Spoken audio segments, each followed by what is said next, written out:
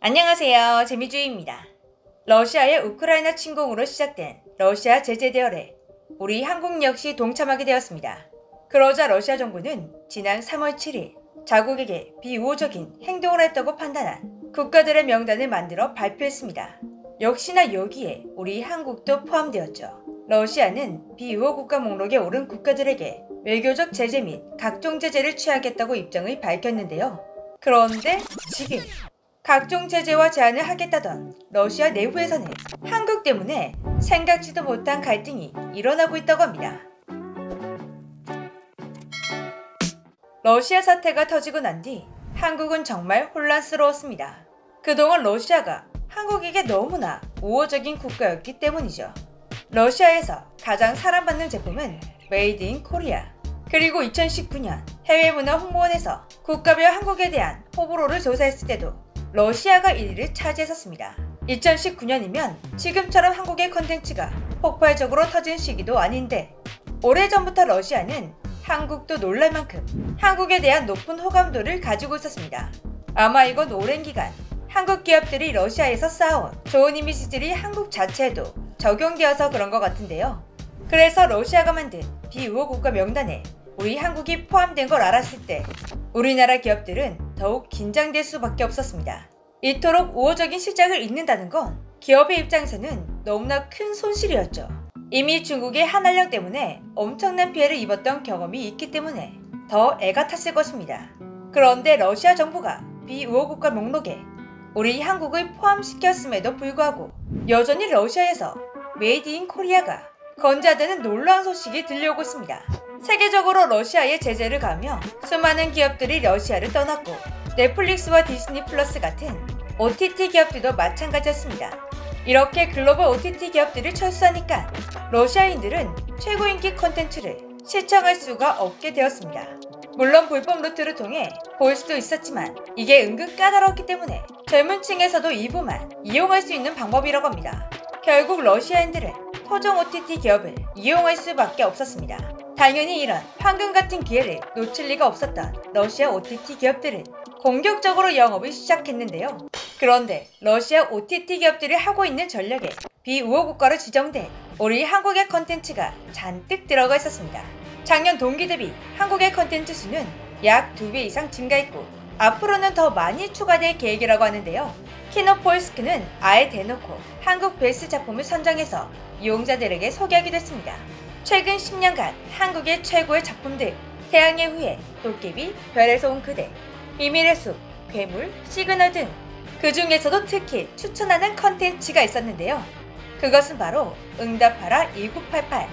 응답하라 2988은 7년 전 우리나라에서 정말 엄청난 열풍을 일으켰죠. 그런데 러시아에서 응답하라 2988이 지금 역주행하고 있는 것입니다. 러시아 메이저 OTT 기업 5곳이 모두 서비스하고 있는 상황이며 평점은 9점을 유지하고 있습니다. 그리고 메인 홈페이지에는 한국 컨텐츠만 모아서 한눈에 볼 수 있게 만들어 놓았습니다. 현재 러시아 최고 인기 작품 코너에는 2020년에 방영했던 고미어던이 있습니다. 평점이 9.3, 어마어마하네요.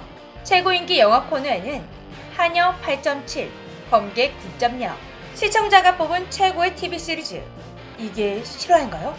2004년에 반영했던 미안하다 사랑한다가 평점 9.5, 2015년에 반영했던 앵그리맘이 평점 9.5로 최상위를 유지하고 있었습니다. 그 외에도 왕이 된 남자, 퐁당퐁당 러브, 7일의 여왕, 고스트 닥터, 케이미 히미, 시청자가 뽑은 최고의 TV 시리즈에 한국 작품이 대부분 차지하고 있었습니다. 이쯤 되면 그냥 한국의 컨텐츠가 러시아에서 초대박이 났다고 봐도 과언이 아니겠죠. 한국을 제재하려는 러시아 정부, 한국을 놓칠 수 없는 러시아의 국민들, 진짜 한국 때문에 벌어지고 있는 기묘한 내부 갈등이었습니다. 그런데 이런 내부 갈등을 가볍게 볼 것만은 아닌데요. 실제로 러시아 정부가 한국 때문에 한수 물러난 사건이 있기 때문입니다. 러시아의 우크라이나 침공 이후 러시아에서 스마트폰 판매를 중단하게 된 우리나라의 삼성전자. 러시아는 삼성전자가 점유율 40%로 1위를 굳건히 지키고 있던 시장이었습니다. 그런 삼성의 스마트폰이 사라지고 하필이면 시장에 남아있는 스마트폰이 중국의 스마트폰. 러시아 국민들의 불만은 폭발해버렸다고 합니다. 분노한 국민들의 눈치를 살살 보고 있던 러시아 정부는 결국 한수 물러나 삼성 스마트폰 병행 수입을 허가했다고 합니다. 병행 수입된 제품은 AS가 불가능한데요. 그런데도 불구하고 나날이 판매량이 늘어가고 있다고 합니다. 스마트폰 외에도 러시아에서 국민 제품 타이틀을 달았던 우리의 한국 제품들이 전쟁 중에도 여전히 잘 팔리고 있는 놀라운 근황이 전해지기도 했는데요. 러시아군의 미용품으로 나갈 정도로 여전히 불티나게 팔리고 있는 팔도 도시락. 오히려 실적이 훨씬 더 증가해버린 초코파이와 김. 특히 김은 조미김만 인기였는데 최근에는 마른 김도 엄청나게 수출되고 있다고 합니다. 이건 한류의 영향 때문에 김밥이 유행 중이라서 그렇다고 하는데요. 이번 컨텐츠 사태도 그렇고 한류란 정말 막을 수 없는 바람인 것 같습니다.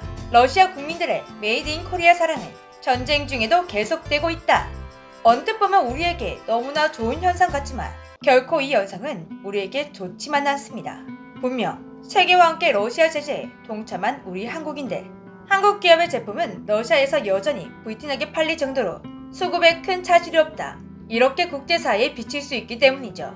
실제로 팔도는 러시아군 위문품에 자신들의 제품이 포함된 것이 알려지며 굉장히 난처한 입장에 처하게 됐습니다.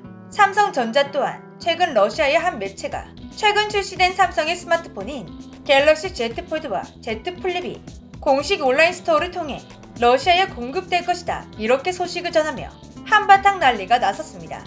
안 그래도 러시아가 삼성전자의 제품을 병행 수입하고 있다는 소식에 우크라이나 현지 매체에서는 삼성의 제재를 우회하기 위해 병행 수입 상품을 만들고 있고 이를 위해 러시아 내부에서 대규모 채용까지 준비 중이라는 기사를 내면서 삼성을 저격했었는데요. 하지만 당사자인 삼성전자는 이런 소식들에 당황스러울 뿐이었습니다. 삼성전자는 병행 수입을 위해 러시아 내에서 채용을 준비한 적도 심지어 병행 수입을 주도한 적도 없었기 때문이죠.